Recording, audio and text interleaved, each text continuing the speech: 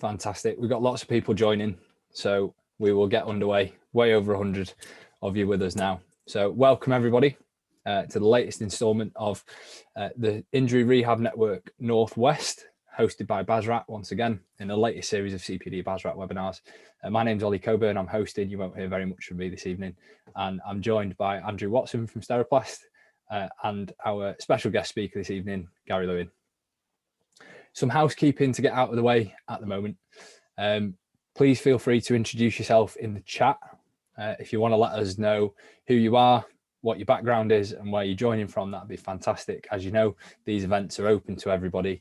We have all sorts of professions: physio, sports rehab, sports therapy, chiros, osteos from all over the world. So let us know where you're from and who you are. We will be recording the session. So if you do need to duck out for any reason, we'll provide you a link. It'll go to everybody who's registered, and we'll also send you a certificate of attendance for this evening if you want to use that for your CPD file. In terms of the structure, the presentation is going to be around 45 minutes and we'll have plenty of time for Q&A at the end. In terms of how the Q&A works, it's different from the chat. Please don't post your questions in the chat, post them in the Q&A. Before you do post, have a read through what's already there. And if you wish, you can upvote a current question. And what we'll do is take them in popular order when we get to the Q&A. Post them at any time. So if something comes up mid-chat, chuck it in the Q&A and we'll come to those at the end. A little bit more about BASRaT. We're a professional association and a regulator for sport rehabilitators. We host these events regularly. We host many of them in combination with Steroplast, thanks to Andrew's hard work. And some of our upcoming ones, we've got Cordia Equina Syndrome with Rob Tyre, Advanced Practice Physio. We've got a World Federation webinar coming up, looking at the integration of biopsychosocial model in sport. And we've got some more Steroplast ones with Andrew coming on the way as well. If you want to support our work and allow us to keep putting on things like this and making it free for everybody to attend, we have an associate membership category and we've listed the benefits there that you'll be able to see. We'd really, really appreciate your support if you'd like to join us as an associate member, and you can do that for £5 a month. We'll chuck a link in the email that you're going to get after this webinar. That's enough from me. You don't want to hear from me, so I'll pass you to Andrew and then we'll get underway. Yeah, thanks, Ollie, and thanks very much, Gary, for your time. Really looking forward to your talk. As Ollie said, you're here to listen to Gary, so I'll just quickly give an introduction to myself and Steroplast. So as a company, we're based in Manchester in England, and we've got over 25 years experience of growing our work in the medical sector. We work across 7 sectors, and our main sort of strength is in the medical or healthcare market, with sport being one of the sectors that we work in. So it's really sort of consumables and medical equipment that professionals might use for treating sports injuries. We're really proud to work with a range of teams and professionals that are working in sport, and glad that we can add some value to the work of sport rehabilitators through the partnership that we have with BASRaT as well. So that's that one, Ollie. We've developed the Injury Rehab Network, started in 2019, based around Manchester where we're based, with the aim to really provide an opportunity for people to network and to hear from professionals that are in the industry. So the usual format has been to have guest speakers and then to facilitate some networking and collaboration, and hopefully we've helped some of our colleagues and partners to grow their network, to find out about the latest evidence and to hear from great expert guest speakers. And we're really pleased that with BASRaT during lockdown, particularly, we've been able to kind of bring the events with some really high quality guest speakers like Gary to a wider audience and a global audience as well, as Ollie said.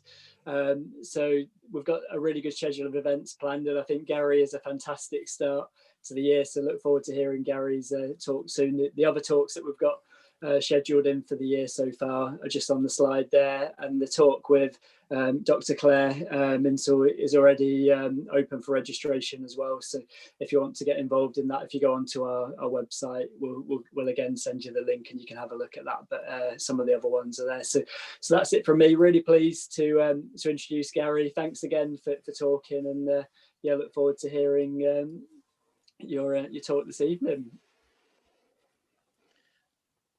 Over to Thanks, you. Andrew. Thanks, Oliver.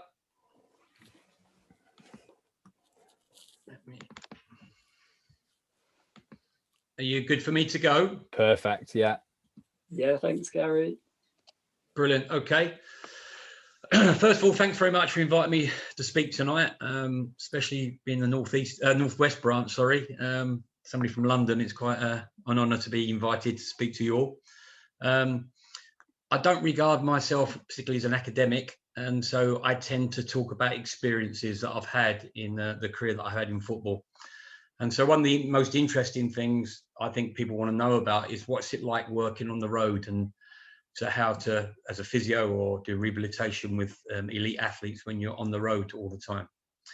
So just a quick backslap introduction for me. Obviously, I'm a chartered physiotherapist. I started my career at Arsenal. Originally, I was a player, and I signed schoolboy forms, apprenticeship forms, and a short period of professional forms at Arsenal, but was released when I was 18. I went to Guy's Hospital and trained to be a chartered physio after that. And I was then fortunate enough to go back to Arsenal in 1986 as the head physio, with George Graham as the manager. I did that for 22 years. Halfway through that period, when Glenn Hoddle became the England manager, I was invited to be the part-time England physio. And then in 2008, when Fabio Capello came on board, he wanted full-time staff. So I left Arsenal and went full-time at the FA as head of physiotherapy services. Unfortunately, left the FA in 2016 after the Euros in France. And then I went to West Ham for a year and was head of medical services for a year when Slaven Bilic was the manager, and then David Moyes took over. I left there in 2018. And then the following year, I set up the Lewin Sports Injury Clinic with my cousin Colin, who was at Arsenal with me and then took over from me. And we've been open for the last 15 months. And I presently do that as my full-time job. I'm an affiliate FA tutor for APNIF with the FA. And I work 1 day a week, a half day a week with the Arsenal women's football team as a physio consultant.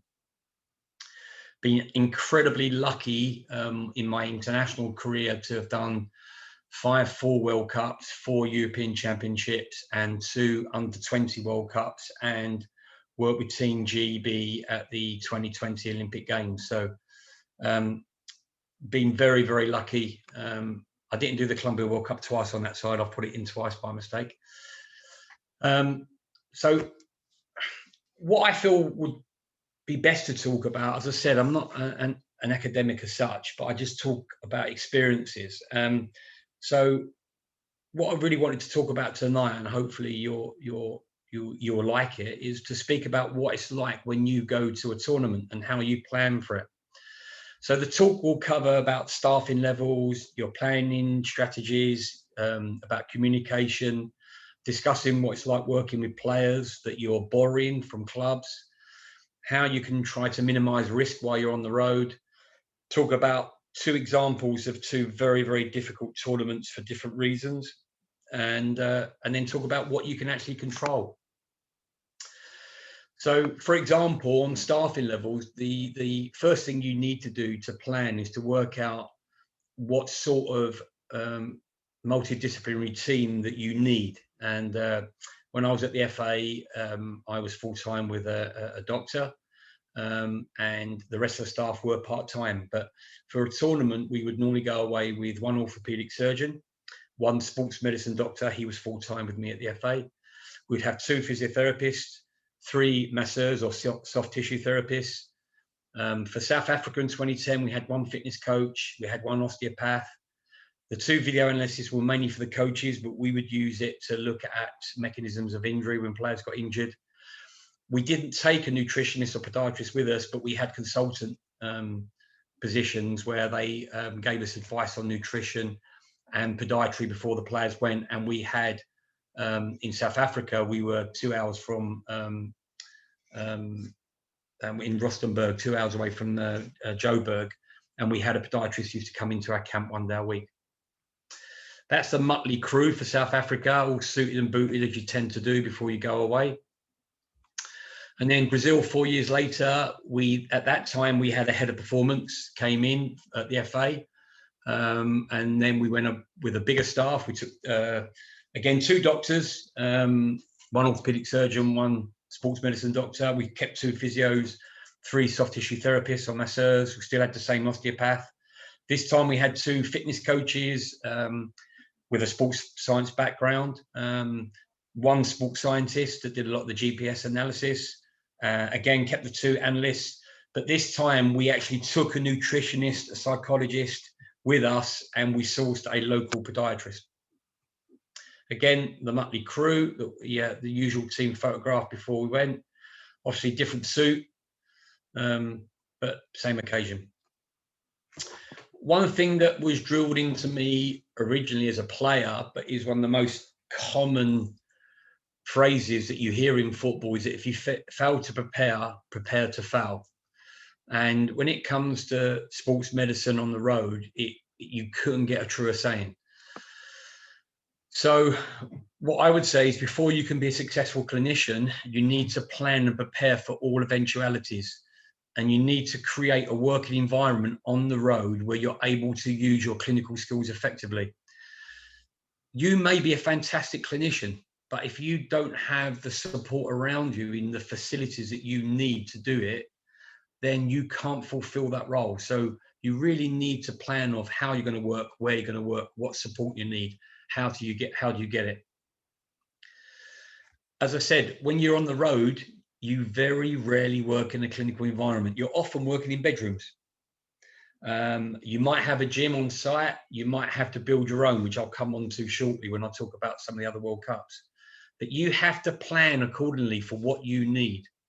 Now, again, when it comes to international sport, especially in team sport, you're often dealing with 22, 23 players that come from 11 or 12 different clubs. The clubs will have all their own philosophy and their own protocols and their own strategies, and you've got to try and pull all that together. So you need to source local medical support facilities, because if you're in South Africa, Japan or Korea or Brazil, you can't take everything with you. One example we had in Brazil, we took 4 tons worth of equipment to our training camp. But the plane that went to the games that was supplied by FIFA only carried 1.5 ton. So we had to go around to all the venues in Brazil and source bikes, ice baths, anything that we may need that we couldn't actually take on the plane with us, because you couldn't chuck it on a coach. You're talking about a 2-day drive across Brazil, a 1-day drive in South Africa. The principles are the same as physios, rehabilitators, sports therapists, anyone that works in the multidisciplinary team. And you'll hear me constantly refer to the MDT, because it's what I believe in. I believe in that you need all skill sets to make up an MDT team. And it's really important that the skill sets work together. But this is a very, very well-known slide that most people use when they talk about physio or rehabilitation. It doesn't matter if you're on the road or you're in a sports environment, or whether you're in a clinic where I work now, or a football club. No matter what sport you're in, the principles remain the same and they don't change. How you deliver them and how you get the compliance for them is the thing that you need to work on and plan for. So you prepare, you qualify for a tournament. Now, obviously, I'm football dominant, so I would talk about football tournaments. Other tournaments aren't dissimilar, rugby tournaments, cricket tournaments. You know well in advance that you've qualified for it. So for a World Cup or a European Championship, we would normally qualify in the October of the year before, at the latest November the year before. They would do the draw in December. So 6 months before you go, you know what your tournament's going to involve. And when you plan for that, you plan to win it. You're planning to play in every game through to the final. You're looking at the pathway of how to get to the final. When you go from a group stage, you can take 2 different pathways. So you have to plan both pathways to be ready for either one. The first thing you do is get your team together. Now, obviously, when you qualify for a tournament, the medical team or the MDT team is actually probably been together for the 18 months leading up to it, doing all the preparation games and the qualifying games. So what you're then talking about is, what do you need to add to that team to make it better? What's in your budget? What's essential? What is needed? What would be a luxury? And you have meetings with your MDT team, your management team, your coaching team, your financial team to work out the budgets, your logistics team to work out the travel logistics. So you could double your MDT group. You could double it quite easily. But have you got the bedrooms? Have you got the space in your base camp? Can they travel? Can they get access? FIFA and UEFA limit the number of people that are allowed in the dressing room and allowed on the team buses. And so you could be taking members of the team that aren't allowed to actually get near the team on match days. So you have to be very, very specific about developing your team. One of the biggest things we do in preparation is to visit all the stadiums that we're going to play at or may play at, and the training camp that we're going to set up, and we do an emergency action plan. I'll come on to this a little bit later on in the talk, but I got first-hand experience of this in Brazil, in that what you normally do is you visit the stadium, you'll go to the local hospital with either the FIFA or the UEFA, the medical liaison officer. You'll meet all the consultants that you would deal with in the trauma units, the neuro units, and you get to know them. So if you have an emergency while you're out there, you know the pathway that your player is going to take all the way through from injury, transport to the hospital, departments in the hospital, any referral pathways, any orthopedic pathways, whilst you're still liaising with your people back in the UK. So, for example, any scans or images we did, we used a packed mail system that our radiographers could look at them as soon as they were done. So we were getting our own reports done. We would be on contact with our own team of orthopedic surgeons back in the UK to decide whether if something did need surgery, would you do it locally, or would we have to ship them back to the UK to get it done? So a lot of planning goes into that. You need to identify the training and rehab equipment that you require. That sounds quite simple, because every physio, every rehabilitator, every sports therapist, every member of your MDT will have their own requirements. But you're taking players from up to 10 different teams, and those teams will have their own philosophies. They will use their own equipment. Now, you're going to a World Cup with a player that for the last 12 months has been using a certain set of equipment, has rehab, prehab protocols, whatever you want to call it. You're then going to take them away. You've got to make a decision. Do you change everything and tell them, right, this is what we do, you've got to do it? Or do you keep them in the environment that they're used to being in for continuity, in which case you have to supply all that equipment?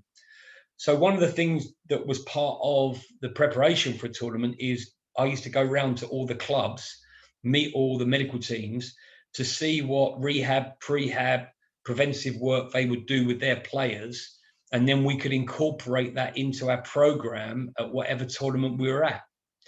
Now, to do that, you then got to transport that across to Japan, South Africa, Brazil, wherever you're at, get the supply of the equipment, get it set up, know how to use it all, because again, there might be stuff there that you've not personally used before, and get all the relative information from the club. So we used to call it player profiling. So we used to get a profile on every player with the help of all the medical teams of the clubs.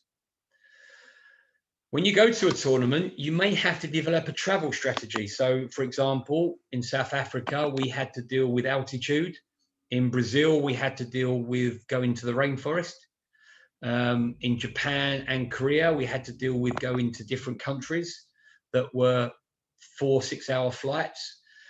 European Championships in Ukraine and Poland. We made our base camp in Poland. All of our games were in the Ukraine. So we had an 8-hour round flight to every game. So you have to develop a travel strategy. So when you travel, how do you travel? Do you go, you have to go the day before, that's UEFA and FIFA regulations, but Because of the time difference, do you go 2 days before? Do you fly back straight after the game, or do you stay overnight? Notoriously, players or athletes do not sleep after performance.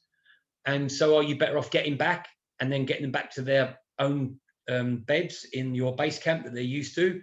Or do you stay in a strange hotel, strange bed, another night, and then travel back the following day when they're going to be tired? So there's not a wrong or right way of doing this. I think everyone develops their own strategy. And believe me, I've done it every way you could dream of. And I still don't know what the right way is. It really depends on your players, your squad, how you want to work, how good your base camp is, how good the hotels are where you're traveling. So there's a lot of different thoughts on that. You then develop a recovery strategy. So not only is travel important, but when you go to a tournament, so if we're going to win the World Cup, we have to play 7 matches in approximately 3.5 weeks. How do you recover from one game to the next? Because that's the holy grail. If they haven't recovered, they don't perform. The ones that play, how do they recover? The ones who don't play, how do you keep them ready to play in the next game? You've got 23 players that may join you at 23 different individual states of fitness, whether it's injury, whether it's number of games played. Some players will have played 65 games that season. Some players will have played 10. Some players will have played 3 games a week the month leading up to the tournament. Some players might not have played any games in the month leading up to the tournament. So you have to develop strategies for everything. Same thing goes with nutrition and hydration. Environment kicks in. So as I said, in South Africa, we had altitude issues. In Brazil, we were going to the rainforest. You were going from Rio and Belo Horizonte, where it was their winter, and it was about 12 degrees, very rainy, to go into Manaus, where it was 18, 90 degrees with a 90% humidity. So again, plan. Every tournament we go to, and a lot of you would have experienced this, WADA do change their protocols. So some tournaments, pre-tournament, they would turn up and they might do 4 players, they might do 8 players. The last 2 tournaments I was involved in, they turned up and they did all 23 players. We had one issue in Portugal where they turned up, they promised us it would not interfere with our training. They turned up at 6 o'clock in the morning and they were taking bloods as well as urine. It took them nearly 7 hours to finish. So we had to scrap training that day. So again, you need to know doping control protocols. I've already mentioned player medical profiling. I won't go into that again. UEFA and FIFA also do their own pre-competition medical assessment, which will involve an MSK assessment and a cardiac screen, blood tests. That all has to be done from the minute when your 23 players are named to leading up to before the tournament. And when you register all your players, when you arrive at the tournament, which you have to do a minimum 5 days before the tournament, you have to have all this information ready for FIFA or UEFA. What you've got to remember is you're taking 23 players. Our travelling party with England was often up to 75 people. So not only are you looking after the 23 players, you're also looking after another 50 people. Not fit, young, healthy athletes. A variety of people from kitmen to scouts to logistics to travel people. And so they need support. You're taking them away from home for 6 to 8 weeks. And if anything happens to them, what are you going to do about it? Part of that contingent won't be in your base camp because they're the scouts, the commercial, the ticketing people that are traveling around the country, going to your next game, getting everything ready for you for when you arrive. So not only do you need a medical support system at your base camp for everybody, but also where you're traveling to. So if one of our ticketing people become ill in the venue that we're going to, which may be 4 to 6 hours away, they're going to phone you or the doc and say, I'm not well, what are you going to do about it? So you have to set up the football family, we call them, medical cover all around the country, wherever they may be. Obviously, you do that in liaison with FIFA and UEFA, or whichever tournament you're involved in, but it all comes into the planning. I mentioned EAPs, so you would visit the hospitals, you would visit all the imaging areas where you might do bloods, where they might be in intensive care. How will you source all your pharmacy? Some countries, the doctors won't have prescribing rights that are traveling with the team. So you have to sort out temporary prescribing rights. I know some physios have prescribing rights, but they won't have that in the countries abroad. So how are you going to get around that? Are there ambulances present on site? What equipment is on the ambulance? What is the level of the training of the ambulance crew? What is the protocol for the ambulance? Will they take them to the local hospital, or they allow you to send them where you want them to go? You're talking about multi-million-pound assets. If you send them to hospital, you don't just put them in the back of an ambulance and wave goodbye to them. You are sending security. You are sending comms people with them to control any social media, to control anything that might happen. You might be sending logistical people with them. It's not just a case where you throw them in an ambulance and the doctor's waiting for them at the other end. I've already mentioned the pharmacies, whether you use a hospital or a local pharmacy, but you need to sort out, are you allowed prescription rights? And you have to do this for every stadium that you go into or you may go to, and the training grounds.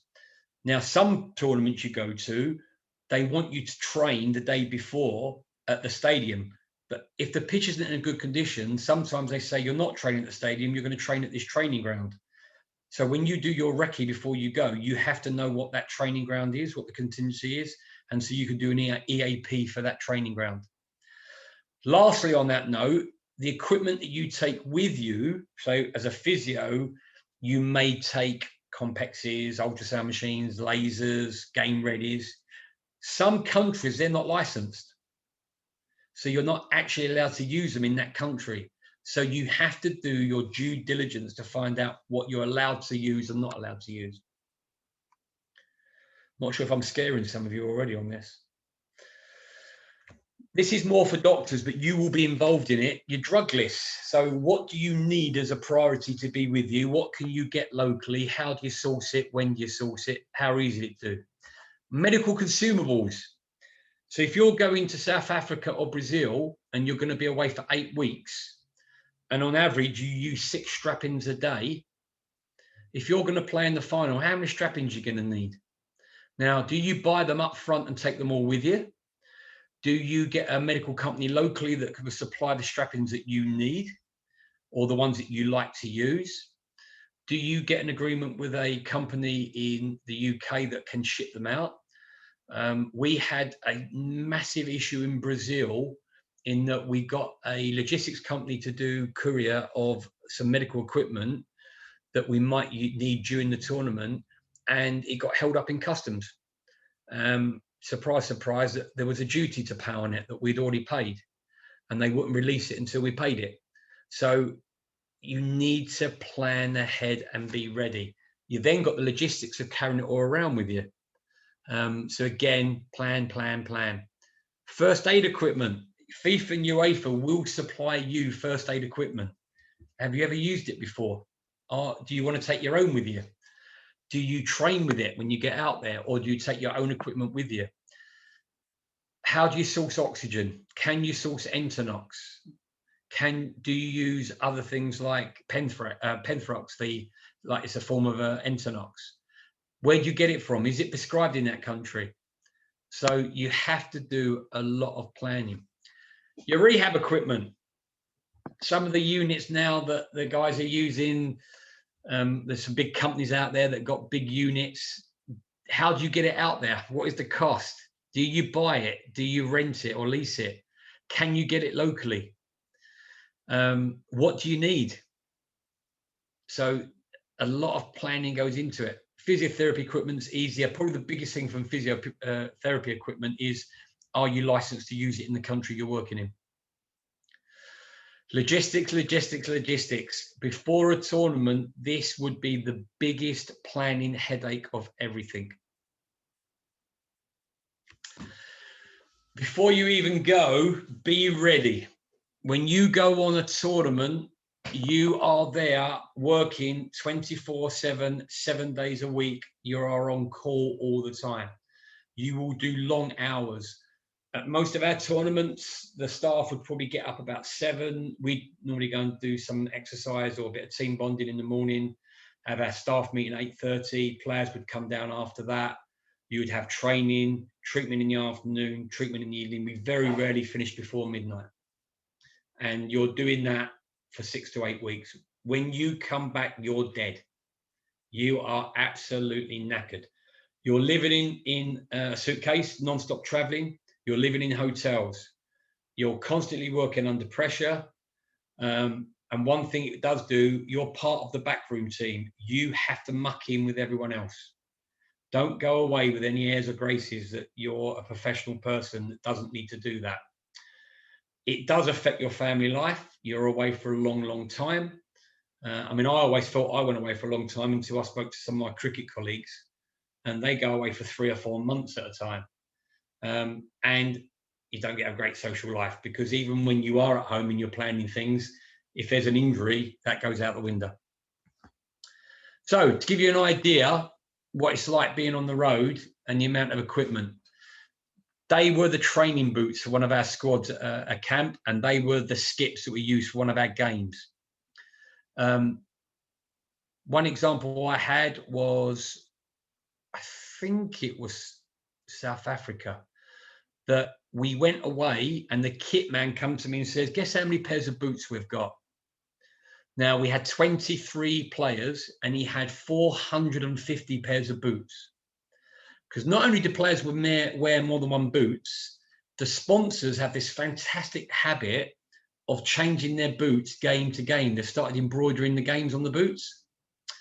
And normally halfway through a tournament, they actually changed the make of the boot. All I mean is they might be Adidas, they might be Nike or Puma, but the actual boot design changes, because halfway through a tournament, most of the companies launch a new boot. And so often the players will then start wearing that boot. To give you an idea of what it's like, this is a match day dressing room, and this is the amount of kit that is out there. Now, I keep saying it, you're part of the backroom team, you are lugging this. The kit men normally go to the ground 8 hours before kickoff, and they start setting up. I would normally go down when I was there with them, help them unload all the equipment. I would then set up my medical bit, then I'd leave them at the ground and go back to the hotel. When you set up a training camp, same thing applies. This was our pre-act tent in Portugal before one of our tournaments, and all the equipment, all the bikes, all the hurdles and everything you see in that picture was couriered out the week before. Keep talking about players, and again, I can't apologise because I've only mainly worked in football. When you're working with international teams, you are only borrowing the players, and you're borrowing these players for a short period of time from some of the biggest clubs in the world. You have to build a rapport and a relationship with the medical teams at the clubs. When I was part-time doing the England job and I was still at Arsenal, I would see a lot of these guys travelling around the country with Arsenal, with the teams, but I would still be in contact with them during the year. When I went full-time, my job was to go around the country and visit them on site, not to see the players, but just to meet the medical teams. When they come away with the national team, the national medical team takes over the responsibility of that player whilst they're on duty. But we also have a responsibility and a duty of care to the clubs that are actually loaning us the players. So you're working hand in hand with the medical teams at the clubs. One of the biggest, most important aspects that you need to have right is your communication. Who deals with what? You're beginning to get a sense of the size and the scale of the backroom staff and the preparation of what's needed. So communication is key. Not only communication with your managers and your coaches, not only your working relationship and communication with your players, not only your communication amongst members of your medical team, team operations, the logistics people, security people. You are living in a goldfish bowl. You are surrounded 24/7 by security guards, often with guns.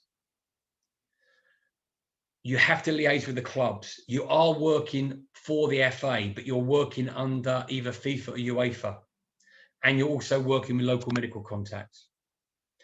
So if somebody gets injured, your decision making. So how do you tell the coaching staff? How do you tell the manager that he may not play again in that tournament? He might miss the first couple of games, but he should make the third game. He's not going to make the first game. He might train the day before the first game. Is that good enough for you? If that's the case, how do they stay with the squad? Our tournament in Brazil, we picked up an injury pre-tournament in Miami, and I'll come on to it a bit later on, but we had to make the decision on whether we took him to Brazil or not. We thought he'd be out for 3 weeks. The third group game was 3 weeks and 3 days, I think it was, after the date of his injury. So if we're planning to win it, he probably would have been available for the last 16 round of games. Do you take him or don't you take him? While you're away, what do you tell the clubs? Because what you've got to remember, you're living in the goldfish bowl. When they get injured at a game or often in training, the club they're at are often watching it live on telly. So you can't hide anything from the clubs. So your relationship with the clubs is crucial in the care of that player. Some of the training sessions are behind closed doors. Most of the training sessions are in public. So when a player lips off in training 4 days before you're going to play Germany in a World Cup match, how do you deal with that publicly? Do you play it down? Do you tell them the truth? One of the biggest headaches nowadays is social media. What's the player going to put out? What are the other players going to put out? So what are the medical staff at the hospital you're taking them to going to put out? What are the security guards that aren't with you? They're local security guards. So there's a lot to deal with. But what you must remember, you have a duty of care to the player. And what most people forget is your profession. So we have a duty of care to our players and our profession. So if we don't do it right, we would get struck off. And that's really important to remember. Your responsibility to your stakeholders is second. You do have a responsibility to them, but it comes second to your duty of care to the player and your profession. If you do something wrong to help your stakeholders and it goes wrong, you will end up driving a cab in Camden because you will get struck off. So always keep that in mind. If a player does have to replace, which happened to us in Brazil, in South Africa, what's the protocols in place? How do you do it? When do you do it? What do you need to prove to FIFA and UEFA that they're actually injured? How do you get them out to the tournament? Are they fit? Have they been keeping fit? Do you have players on standby? So what medical evidence is required, first of all? Who needs to get informed consent to get them over? That includes visas, that includes travel, that includes the club they come from. The club has to give permission. You have to get hold of the player, because don't forget, these players are probably on holiday. They think, oh, I'm not going to the World Cup. That's it. I'm going away for a month. Can you get hold of them? This has to be done within 24 hours. And it has to be done quickly, often under the radar, because what most managers want, they want everything done before you go public. Otherwise, there'll be a camera crew at the airport waiting for the player to get off the plane. The medical team relationship with the manager during return to play criteria. Now, what I mean by that is, there's a nice picture there of all the coaching staff in front. Myself, the doc, Ray Clements, the goalkeeping coach, and Chris was our fitness coach.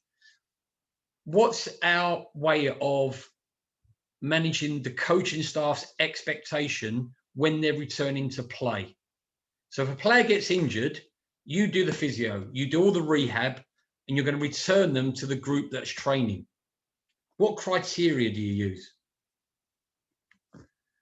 What you've got to remember is your clinical judgment will determine an estimation of return. What's the first thing your manager's going to ask you when somebody gets injured?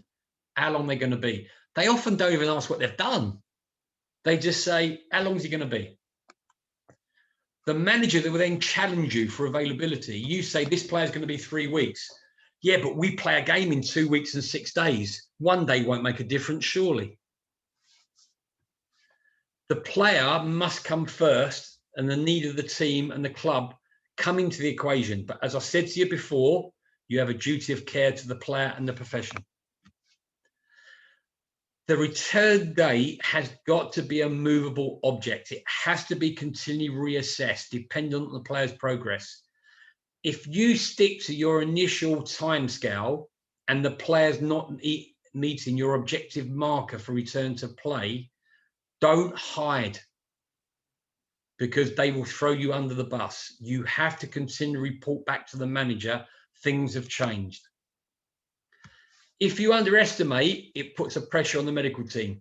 So if you say, I think it's going to be 3, but I'm going to tell the manager it's 2, you will be put under incredible pressure. If you think it's 3, but you think, I'll say it's 4, just to buy myself a bit of time, you'll lose the managers and the players' trust. Because if they keep coming back early, they won't trust you in the future. The continual dialogue between all of you is absolutely crucial.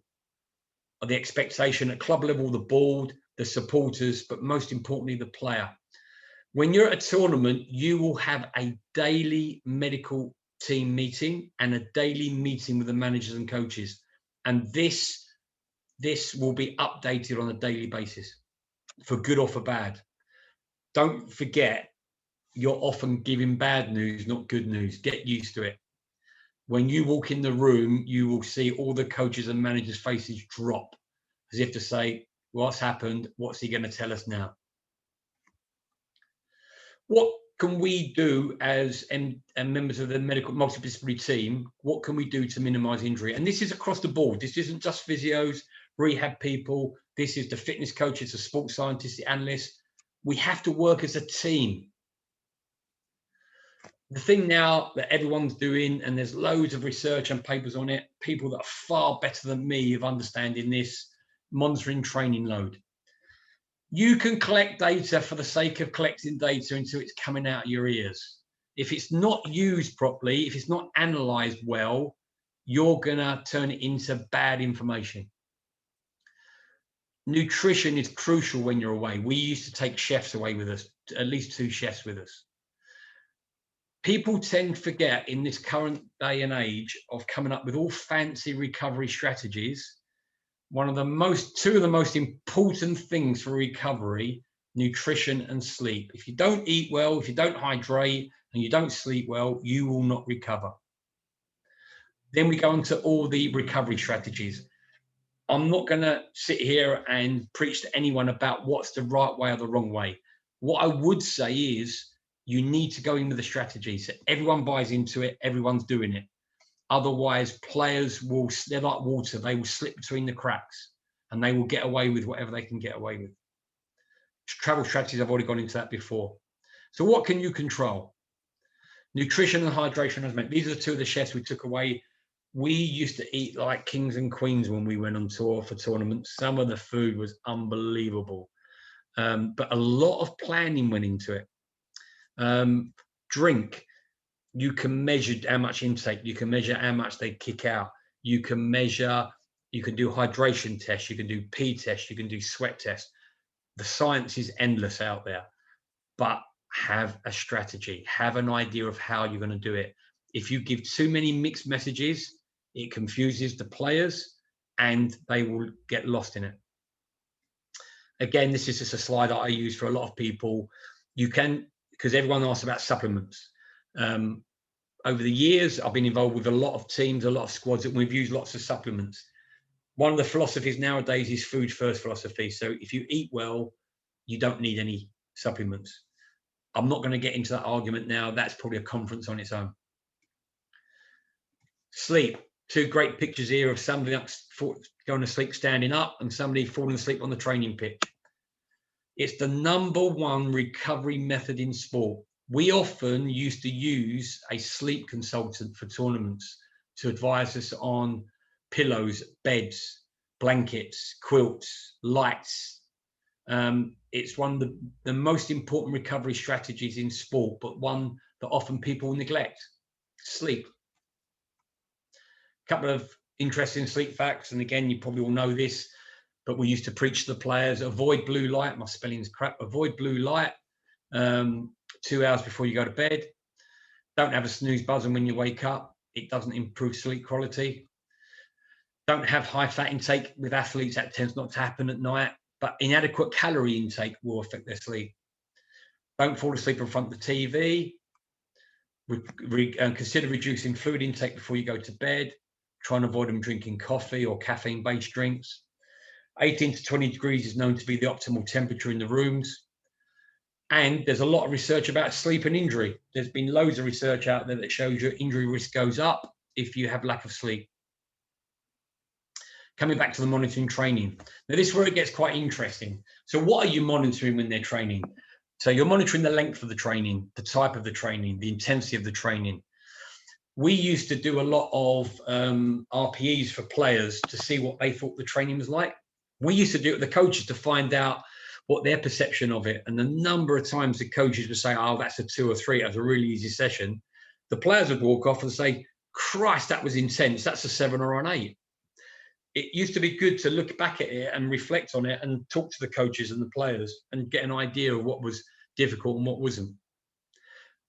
One of the key things for me as a physio when you're picking up the pieces when people get injured is, do you train the way you play? And again, what I mentioned earlier, the data you collect is only as good as the people that analyze it. Some other recovery strategies: soft tissue therapy, ice baths, cryotherapy, compression garments, complex units, Normatec, low-level cardio, hydrotherapy, psyche wellness. There is an argument for every single one of these. I would still argue that nutrition and sleep are the best forms of recovery. All this is icing on the cake. All I would say is, my experience tells me, don't bombard them with everything. Get a strategy for the tournament and focus on it. You're better off doing things with better quality than lots of things with poor quality. And when they do return to play, I'm jumping around a little bit now, but when they do return to play, do we really have objective markers of how they return? Physios and rehab people you will have objective markers and when you think they're ready to perform and play again. But are we actually kidding ourselves when they actually join in training? So one thing you have to do is to set your end goal for rehab. One argument I have, I'm a dinosaur. I've been around very, very long time. And when I first started, there weren't sports scientists, there weren't fitness coaches, there wasn't GPS. And the way we used to work is we would get them fit to train. They would then train to get fit to play. In the current era, are we getting them fit to train? Or actually, once they're training in the manager's eyes and everyone's eyes, they're playing? That's a clear objective that you need to set out early doors. It will depend on the length of time they're out, but you have to be clear in your head what your end goal is. You also must make it position specific for your on-field rehab, because if you've got set rehab protocols for specific injuries, you need the same thing for specific positions. The final load management and progressive load management is crucial. Now, what I mean by that is you need to progress an injury through load management to get them ready to train. But in that final week, if you do all your load protocols to get them that you know they're fit to train, they're going to be knackered. So do you put them straight back into training? Or actually, do you need to use a recovery strategy post final load management to make sure they're fresh to play? Not a wrong or right answer here. I'm just giving you things for debate. Your final rehab session must try to replicate your uncontrolled environment for contact sport. Loads of different theories out on there, and there's loads of research done on this. But basically, if you're going to get them ready to play, your final rehab sessions must replicate what they're going to do in the game. Worst case scenario. So that's just your rehab. What about when you actually put them in training? Because most managers will say, well, as long as they train the day before the game, they're fit to play. Well, if you ask anybody in sport, the day before the event, that's the lightest training day of the week. So is a normal training session match day -1, or is it match day -2, or is it match day -3? Are they done enough in their final training session to test them? Or is a coach declaring them fit because they're trained one day? So what they do in that final time is really crucial. Have they ticked the box and they're fit to play? I mentioned before about the cumulative load leading up to that match day or that event. Are they fatigued going into it? Are you declaring them fit after you've actually spent a week making them totally fatigued, making sure that they can actually take the load that you're going to put them into? So do you need to put them through a recovery program before you put them back in? These are all questions that you have to analyze, talk through as a team. And don't forget, you are returning an injured player into an environment that is designed and calculated for players that have been training and playing regularly. So when you put a player back into a training session, it may be their first training session for 3 or 4 weeks, but they're training with 20 other people that have been training every day and playing every 2 or 3 times a week for the last month. So are you actually putting them into an unfair environment to test them? This is a slide from Cook in 2015. I quite like it because basically injuries can't be prevented, despite what everyone tells you. They can be minimized, but they can't be prevented. The risk of injury can certainly be reduced. And this is about the load that you put through soft tissues. They are trained to tolerate increased stress capacity, and they are managed appropriately over time, load management. Injuries can be prevented if these two things are respected. I don't like the word prevented. I prefer the word minimized. It's a contact sport. So how can we make a difference? So I'm just looking at the time, sorry. Early diagnosis and assessment is vital. On-field decision-making. Your decision on the field can turn a game. You could leave a player on and he scores the winning goal in the last minute. You could take him off and you lose by a single goal. You could leave him on and he makes a mistake because he's not fit enough and costs you the game.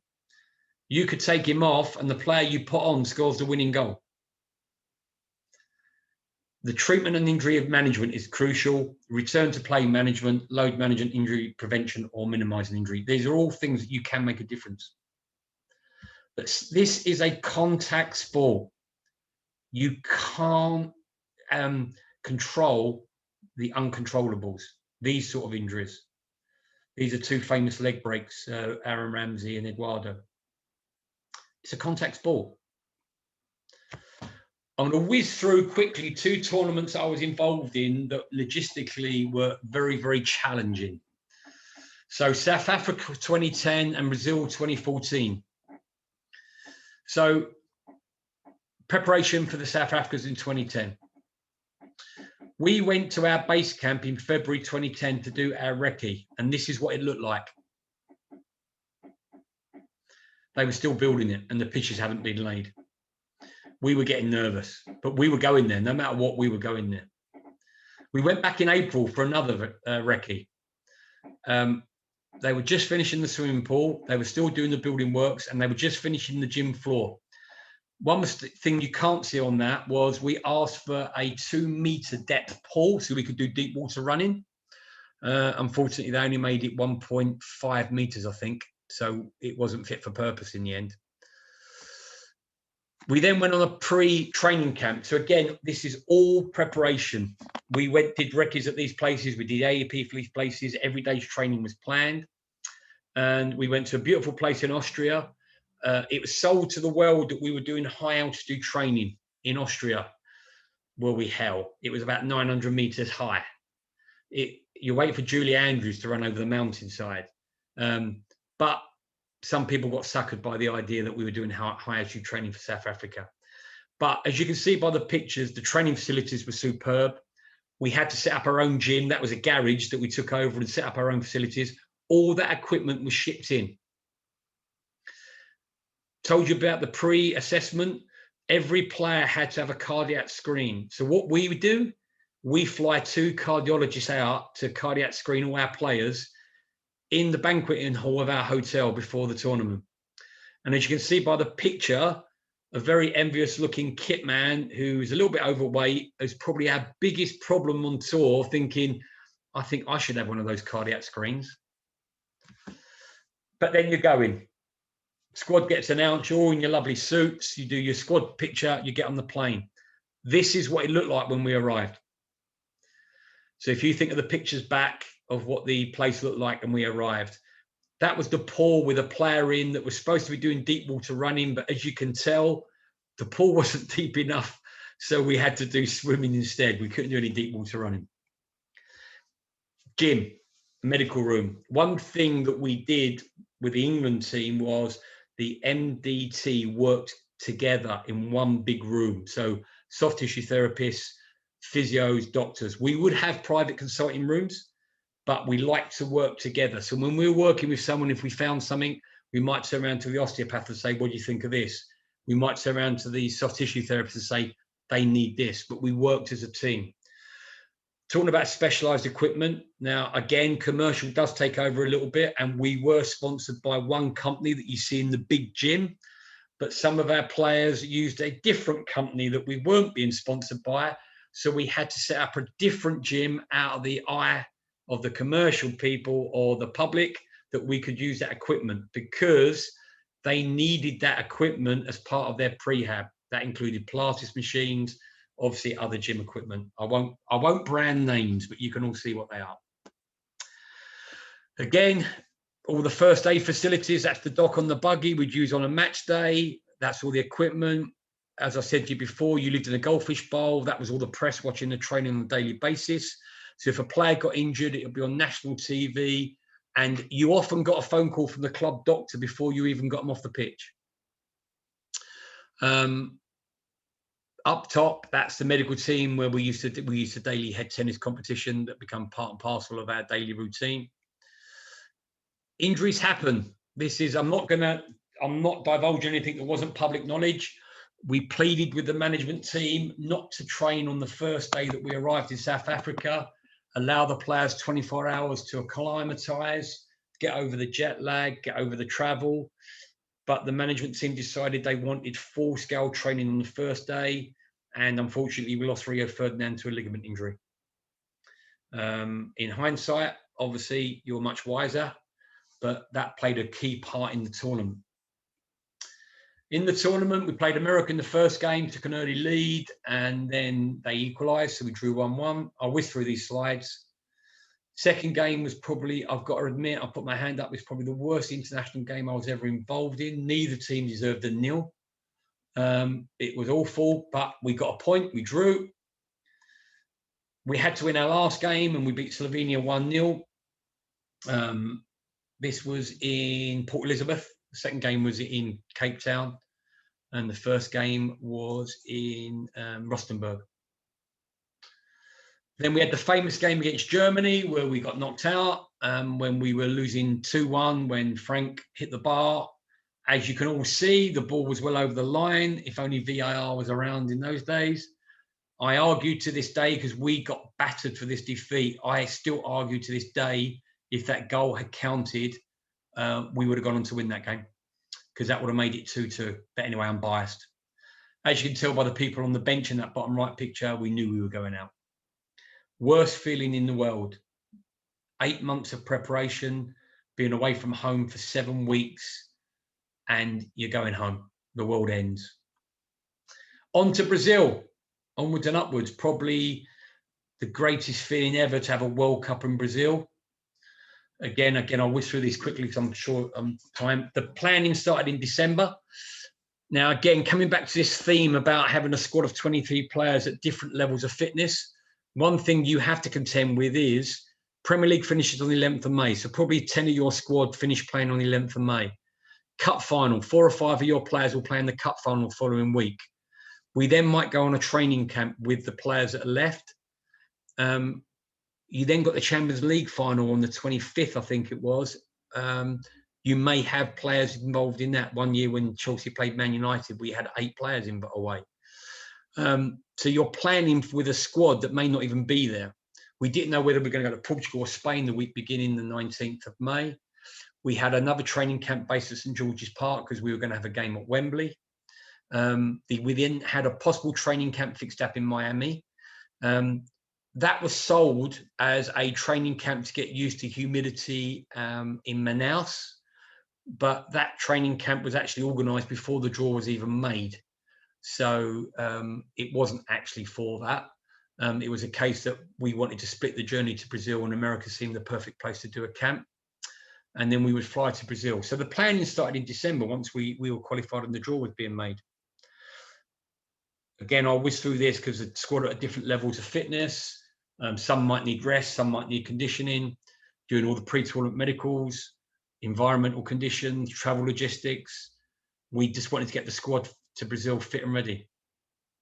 We did our first workshop in February and we flew out to Brazil. We visited the base camp in Rio and the training ground, and we went to all the 3 group venues and the stadiums, visited the hospitals.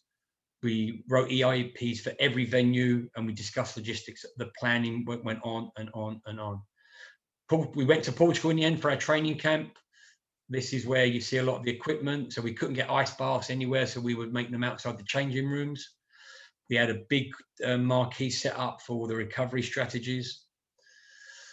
Then we went to St George's Park for a training camp, and we started getting used to the heat and humidity by using the altitude chamber at St George's Park. We did some bike circuits in there with the players. And again, got out a lot of the media activities out of the way before we went to London to play our last game against Peru. We managed to beat Peru 3-0, and we did the farewell before we went to Miami.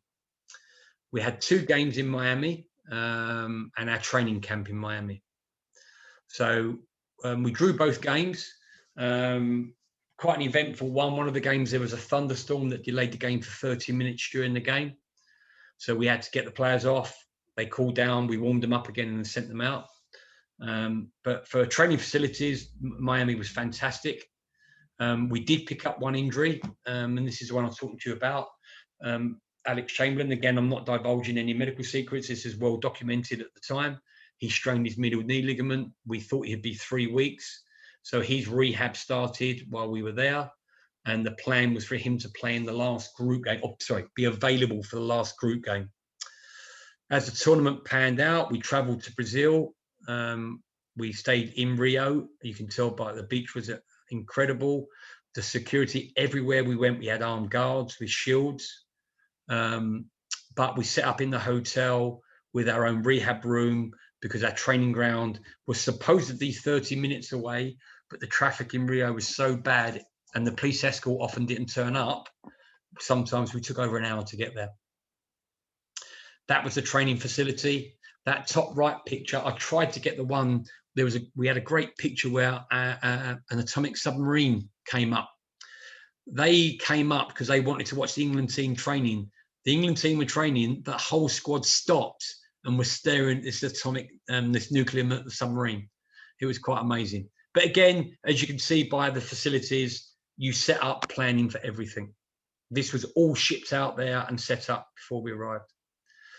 We went to Manaus, which was a disaster for me. It was a double disaster because we lost to Italy. And in celebrating the first goal when Daniel Sturridge scored, I slipped and my foot went down into a divot, which you can just see in the top of the picture. And I fractured, dislocated my ankle and unfortunately had to fly home from Rio the following day. We then lost to Uruguay in the second game and we're out. 8 months planning, 7 weeks away from home. We lose 2 games out of the 3 and we're going home. The boys had to finish the third game, which I think was a non-event against Costa Rica, but we drew that and the boys come home. So closing thoughts. Insanity is doing the same thing again and again, expecting different results. My take-home message is use your experiences to evolve and develop any strategy you have. Have a good MDT with everyone that has a voice and an opinion. make sure you plan, review, plan, review, plan, review, or what some people say is plan, do, review. And this last phrase, if you fail to prepare, prepare to fail. Just a reminder, you do have a duty of care to the player and your profession first, and then a responsibility to your employer. Plan, do, review. Thank you. That's me done. Awesome. That was a bit longer than I thought. Sorry, guys. It hasn't gone on too long. That's all right. I wasn't going to cut you off. Not at all. And I'm sure you've very kindly put your contact details up there as well, or your Twitter and Instagram. So I'm sure for anyone who has a question, please post it in the Q&A. As you can imagine, we've got quite a lot posted. Okay. Shall I take this off? No, you can leave it up if you want. Oh, it don't matter. Okay. We're off now. So we'll take them as promised in popular order. And there's so much variety in the questions, which is awesome. So first one is an anonymous question, which seven people wanted to ask it. What would your biggest advice be to students, or let's say kind of early career therapists as well, who are looking to get into the field? Volunteer for everything. You want to go into an environment that's not socially friendly. It's hard work. You have to be committed.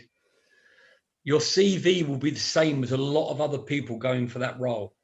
Anything you can get on that CV that stands you out, hardworking, unsociable hours, working in different environments, will stand you in good stead. Volunteering for marathon support, volunteering for half marathon support, work in the community, go into charitable events, offer your support, offering your first aid skills for amateur teams on a Sunday morning. Anything you can do that get hands-on experience that prove to your future employer that you are prepared to work hard, muck in, and do unsociable hours will stand you in good stead. That's my biggest advice. Great advice.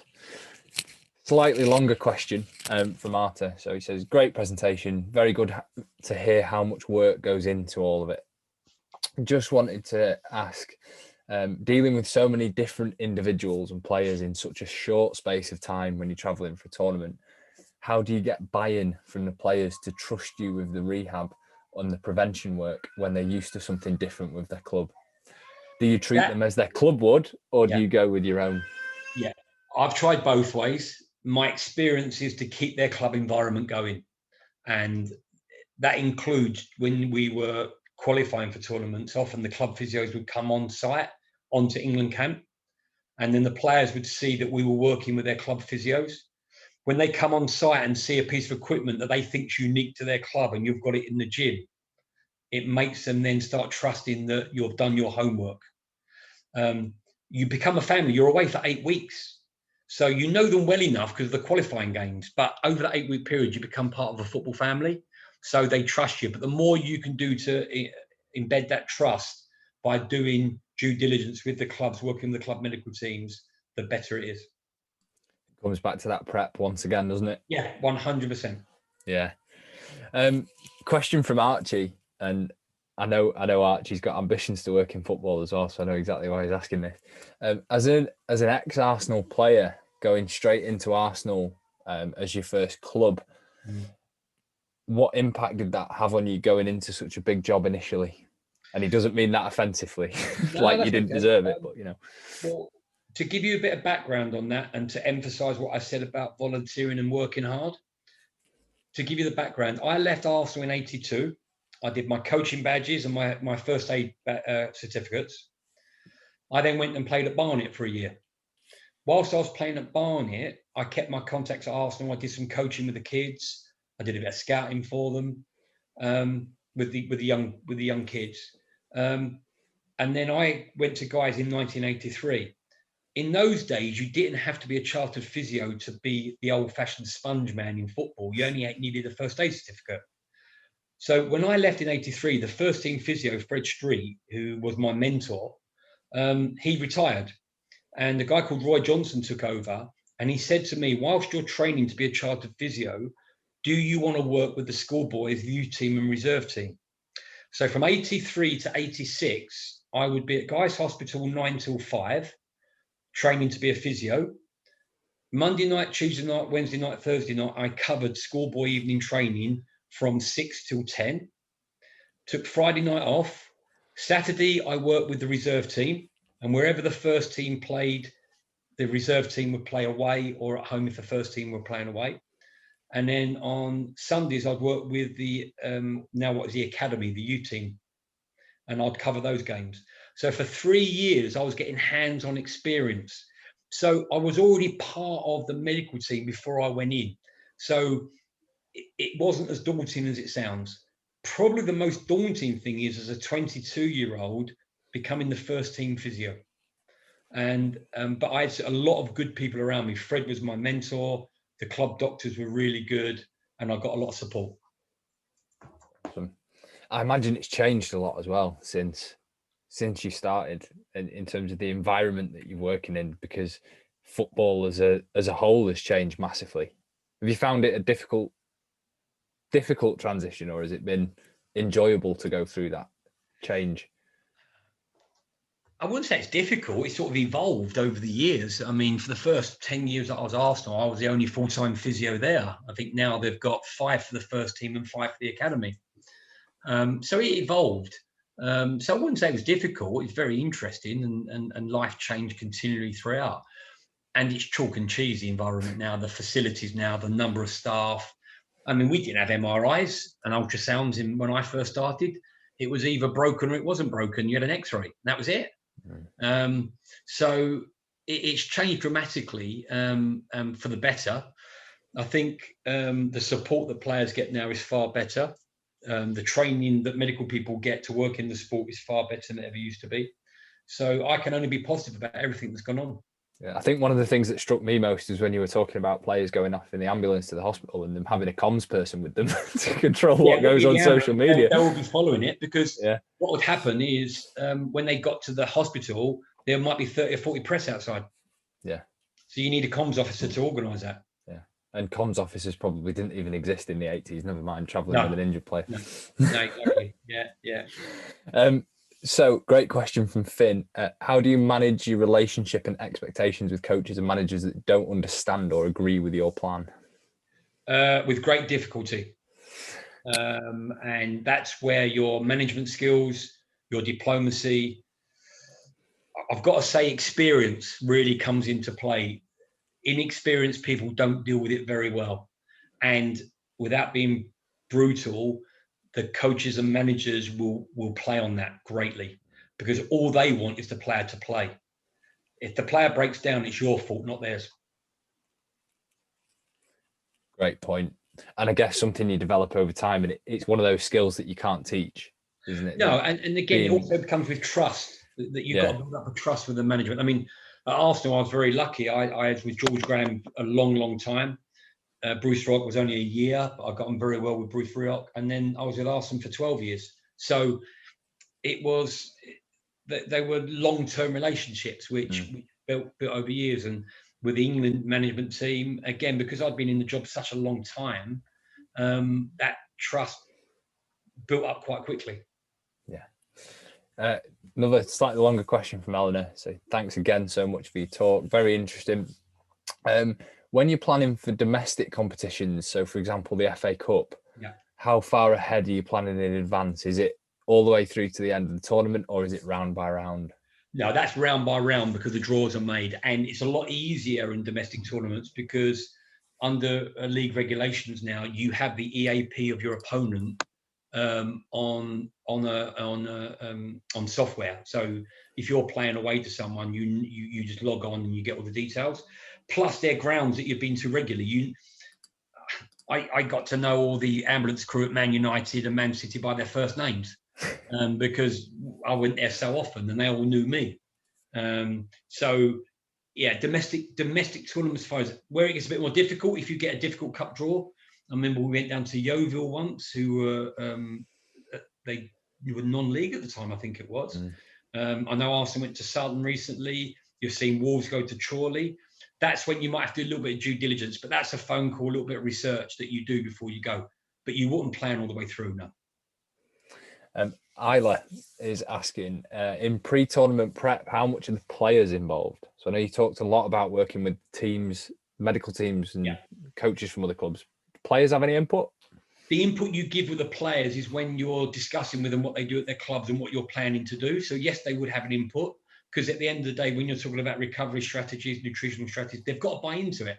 So you can't just hit them with it. You've got to discuss it with them. So they do have an input, but not in the planning stage. You would get your strategies put together and then you would discuss with players, and then you might tweak them a little bit. And don't forget, you're talking to the players leading up to it in all the get-togethers, in all the training camps. You'd sit down and say, right, we're thinking about doing this in the summer. Any thoughts, anyone? So you'd be very open with it and discuss it with them. Yeah, and largely there'll be a core set of players, won't there, in and around the squad? And we would normally work off about 35 players as a core group for that season. You often get one that come from nowhere. I remember Theo coming on board with Sven when he was 16 or 17, and he'd come completely off radar. So you get caught out occasionally by one or two. And we'll do last question, and then we'll wrap up, because again, conscious of the time. But when dealing with players from different clubs, do you find much variation in players' attitudes towards strategies and recovery and injury management, and big variation in what they used to as well? Yes, big variations. It depends on the clubs. And again, some players come from clubs where they might have 2 physios and a tiny little gym. And then you get the clubs that come, like the Man Cities, the Man Uniteds, the Liverpools, Arsenals and Tottenhams as well, where they're Chelsea's, where their training grounds are phenomenal. And they've got everything you can dream of, underwater treadmills and anything you could want. So yes, you do find that, but I've got to admit, football in general is becoming more of a level playing field, and you see Leicester have now opened up a brand new training ground that looks phenomenal. And I think a lot of teams now are looking to achieve that. Brilliant. We'll leave the Q&A there.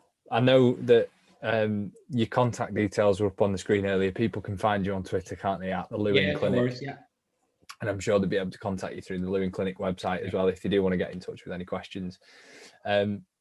Thanks very much for joining us. Andrew, I don't know if you want to wrap up for us. No, just to say thanks, Gary. It's really appreciate you being sort of so open and sharing all your insight. It's a fantastic career to date, and look forward to sort of following what's next for you. The one question I had was in the current, if you've got time for a quick one, in the current sort of pandemic, how much more complicated do you think COVID is making it for? It's massive. It's massive. I mean, in my clinic alone, protocols with the cleaning, the taking the temperatures, questionnaires before they arrive, wearing the masks, wearing the gowns, wearing the gloves, the cleaning, it's taken over. And in clubs, I mean, I still work with the Arsenal women's team, so I'm involved with Arsenal still, and the protocols the clubs are putting in place. I mean, medical staff can only treat players for 15 minutes. So it's making a big difference, and they're playing so many games over a short period of time. So I think it's having a massive effect, and I think it's going to, unfortunately, I think it's going to be an effect that's going to knock on for the next 2 seasons, just by the number of tournaments. And obviously talking about preparation for tournaments, that's going to be a massive consideration, thinking about the Euros potentially coming up. And well, I was talking to Steve Kemp, the England physio, the other day, and their prep's gone out the window, because they would normally travel to everywhere they're playing. I know a couple of the games at Wembley, but they would go around Europe and check all the stadiums. They can't do it. So it's affecting everything. So it is. Look, it's affecting the world everywhere, and sport's no different. So it's having an untold effect on everybody. Yeah, that's great. Thank you. Brilliant. Well, it's a pleasure. Hopes it was what you want to hear, because again, I never really know what to talk about. As I said, I'm not an academic. I just talk about experience. And looking at some of the comments coming in on the chat, people really appreciate you giving up your time, as do we. The feedback is brilliant, which is great. No worries. We will, for everyone that's still with us, obviously you'll get a link to the recording if you want to catch up on any bits, and we'll send out your certificates for attending and whatnot. When we end it in just a second, it'll kick us all out a little bit abruptly. So I'll say bye and thanks again, and we'll look forward to catching up in the future. Great. Thanks very much. Be a pleasure. Thanks, Gary. Thank you. Bye-bye.